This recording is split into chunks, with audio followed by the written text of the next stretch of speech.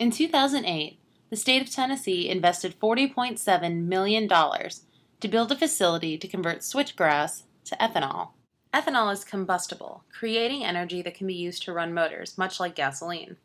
Right now, Congress is considering passing legislation to tax carbon emissions in order to cut down on CO2, an alleged greenhouse gas. Such legislation would mean that the government would tax carbon emissions from factories, plants, and vehicles. Ethanol, which may release less CO2 than other forms of energy, is sometimes viewed as a way to avoid this carbon tax.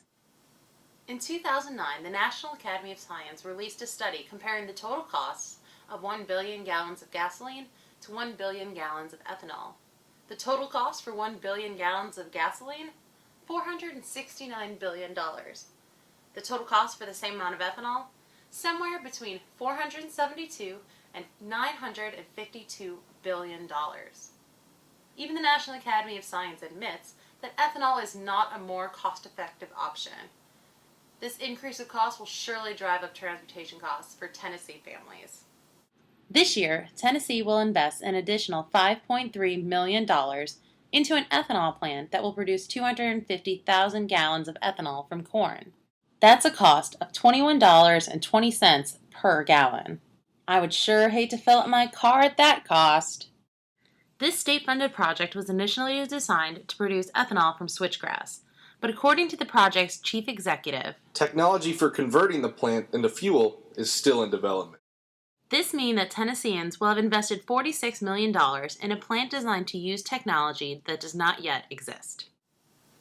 Furthermore, the vast majority of vehicles on the road today can only run with a maximum of 10% ethanol in their gasoline. While there are a growing number of E85 vehicles that can run with 85% ethanol, they are rare and costly. E85 cars are also difficult to fuel, as there are only 33 E85 stations in all of Tennessee, while there are over 200 traditional gas stations in Nashville alone. The state of Tennessee should not be throwing away $46 million into a project with no foreseeable future using technology that doesn't yet exist.